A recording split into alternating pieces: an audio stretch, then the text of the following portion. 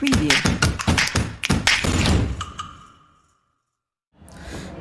Hey guys, welcome back to our channel Section Olympiads. In this video, we are going to take another great question from the book Pathfinder.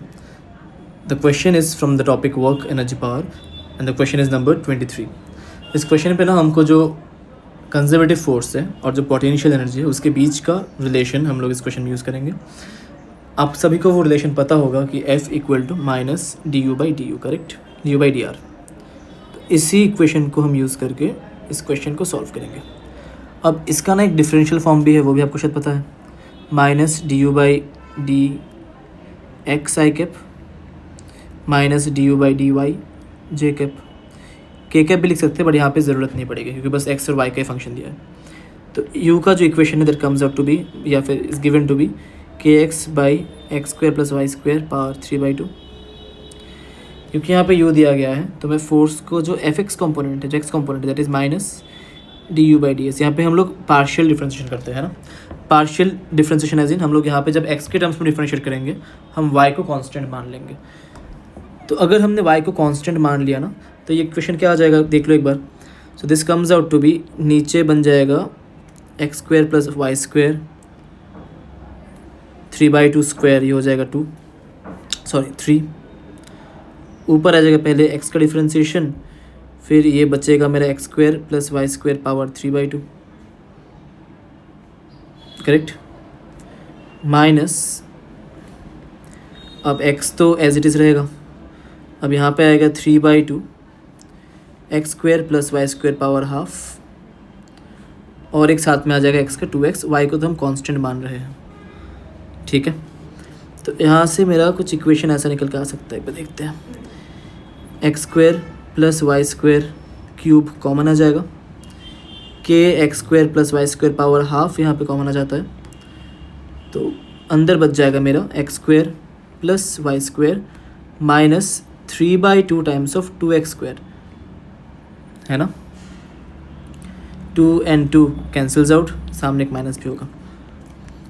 तो यहाँ से equation कुछ बनेगा minus K 2x square minus Y square, minus को अंदर ले ले तो माइनस हट जाएगा, divided by x square plus Y square power 5/2. बढ़िया. तो ये बन गया भैया हमारा एफ एक्स, ठीक है. ये आ गया एफ एक्स बढ़िया से. चलिए अब एफ वाई को निकालते हैं. अब एफ वाई को अगर मैं निकाल दूँ ना, देखते हैं एफ वाई कितना आता है. एफ वाई सिमिलरली हो जाएगा minus d d y of k x by x square plus Y square power 3/2, correct. चलिए अब यहाँ से क्योंकि मैं के को कांस्टेंट मान ले रहा हूँ तो अंदर आ जाएगा x square plus Y square whole cube. अब क्योंकि एक्स तो कांस्टेंट है वाई के टर्म्स में तो पहला टर्म 0 आ जाएगा. अंदर बचेगा minus 3/2 X square plus Y square power half times of बचेगा बस 2y. बढ़िया. Minus minus cancels out, 2 cancels out. यहाँ से एफ वाई निकल के आ गया आपका 3k टाइम्स ऑफ एक x भी आई थिंक बच जाएगा क्योंकि x तो कांस्टेंट ट्रीट किया ना मैंने. 3kx, एक y भी बचा हुआ है, नीचे बच जाएगा x square plus Y square power 5/2. चलिए तो एफ एक्स और एफ वाई जैसे ही आपका निकल गया, अब आपको क्या चाहिए. आपको पूछा गया है कि रेडियल एक्सेलरेशन और टेंजेंशियल एक्सेलरेशन कितना होगा at the position R not I cap plus J cap. मतलब बेसिकली आपको अगर उस पोजीशंस पे फोर्स मिल गया ना तो आप बहुत इजीली कैलकुलेट कर सकते हो कि एक्सेलरेशन क्या है, सिंपली मास से डिवाइड करके, ठीक है. तो ऐसा कुछ मान लो आप कि जो पोजीशन है ना, यहाँ पे मैं ड्रॉ करता हूँ, जो आपका कुछ पोजीशन होगा R not I cap plus are not J cap, यहाँ पे कहीं कुछ पोजीशन होगा, ठीक है. तो इसका कुछ मोशन नहीं दिया गया ना, कैसा दिख रहा है, कुछ रैंडम मोशन है, कुछ बताने का कैसा दिख रहा है. तो I think observe moving perpendicular to R, correct, ये बताया गया है. Particle is observe to moving perpendicular to R, मतलब पार्टिकल का जो मोशन है that is in this direction. तो उसका रेडियल डायरेक्शन हो जाएगा या फिर नॉर्मल डायरेक्शन हो जाएगा ये वाला, और टेंजेंशियल जो ब्लू वाला है वही. That is radial and this is tangential.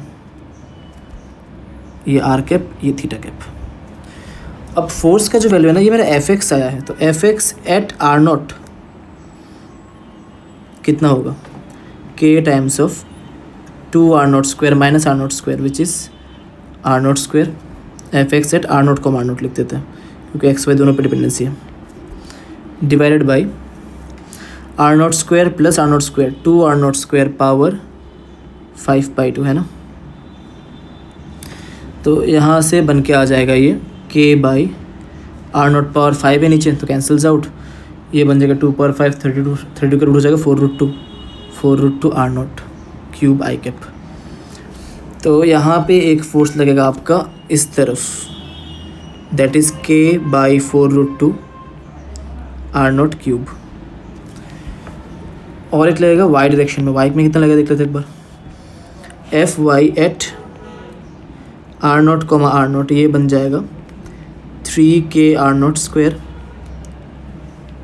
By are not square plus are not square 5/2 मतलब ये भी 4√2 आर नॉट क्यूब।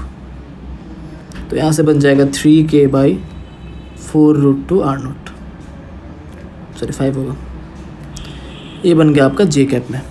ठीक है, चलिए तो यहाँ पे एक फोर्स आ गया ऊपर की तरफ, that is 3k by 4√2 are not cube. अब जैसे ही मुझे दिख गया कि ये एंगल आर नॉट को आर नॉट है मतलब 45 डिग्री है, तो ये भी 45 डिग्री है, तो मैं सीधा जो टेंजेंशियल कंपोनेंट है एफ टी लिख सकता हूँ।